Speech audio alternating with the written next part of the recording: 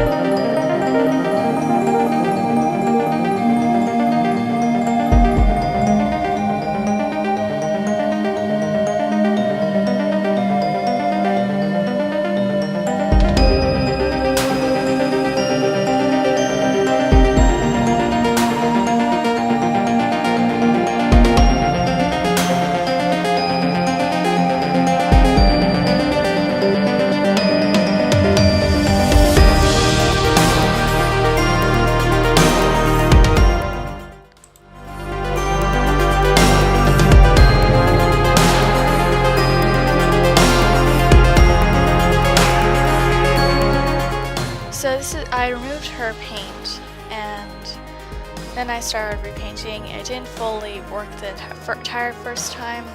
I got better at it though, partly because I was trying to make sure it got in the camera, partly because I was trying to do it for myself and to make sure that you would actually see it, so it was kind of difficult. So there were points where I had to turn off the camera and repaint because it just didn't work. But I gave her more metallic feels and did her eyebrows and lips and everything. However, the lips kind of got messed up at one point and I had to turn off the camera to fix them. But I think it ended up turning out well in the end. Though you might not be able to see every part of it. I was using brown to paint parts of her eye, which you'll see later, but like that. And the paint might have been slightly wet when I decided to put the orange on it, so that's why one eyebrow might have come out differently. But I like how it turned out in the end, in general.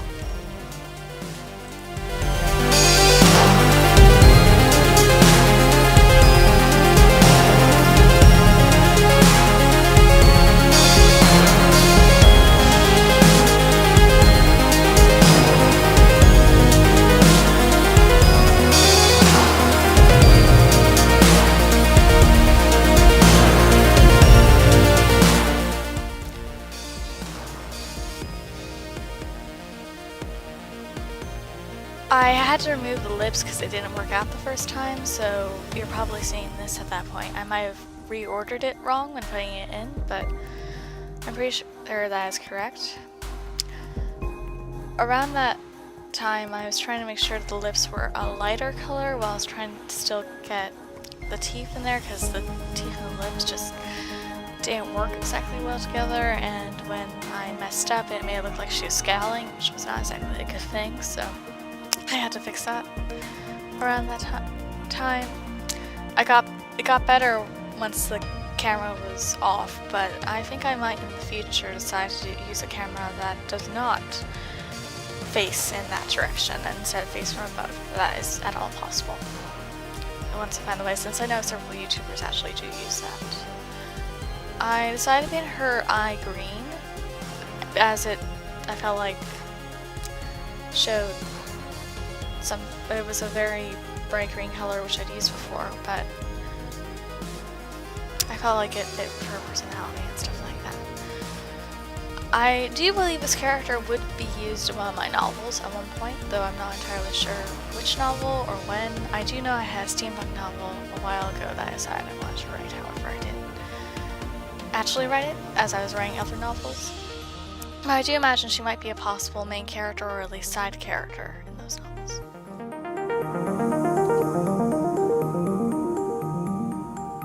Though it might be hard to see, I was trying to make sure the lips actually worked and that they fit the character's face.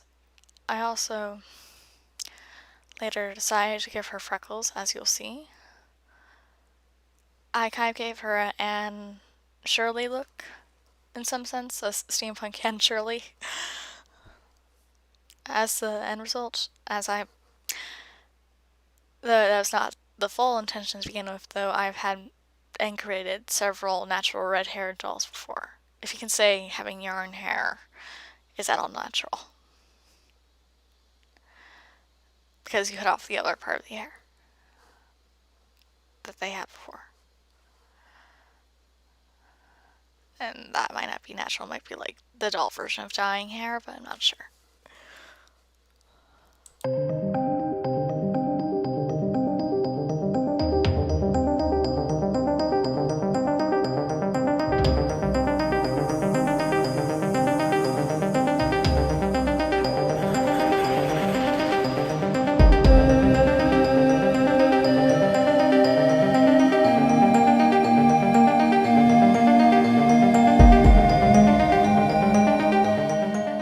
So I kind of gave the Cyborg a different type of feeling than 709. I felt like in terms of storylines for this, it's a little bit more lighthearted than being assimilated to a collective, and it kind of has a more artistic feeling to it than being a one sane mind and thinking all the same. So that's why I thought that this would be important to her character.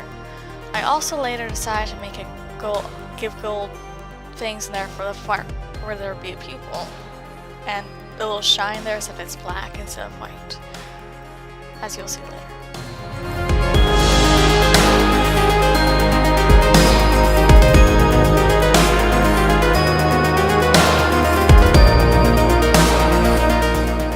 I then began by cutting her hair, which I decided I wanted to change the color of. Even though red is a vibrant color and is in some ways more futuristic, I felt like I wanted to give her a Victorian look that would match more of the steampunk era thing, as Ariel's hair is very different than a Victorian's hair, who might have natural red hair.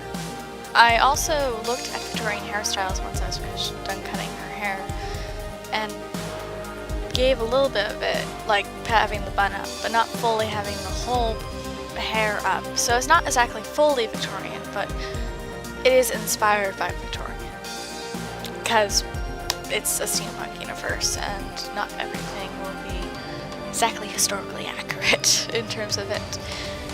I do assume she's from somewhere on Earth, like Victorian England or possibly America, so it could be that Queen Victoria is still possibly ruling in that world at that time, though it might be unknown. And it would also, there have to be the same president at the time too in America. So I need to figure out that time where she is, where she's living, everything about that in terms of character. But in terms of hair and everything, I feel like I'm figuring out her appearance very well.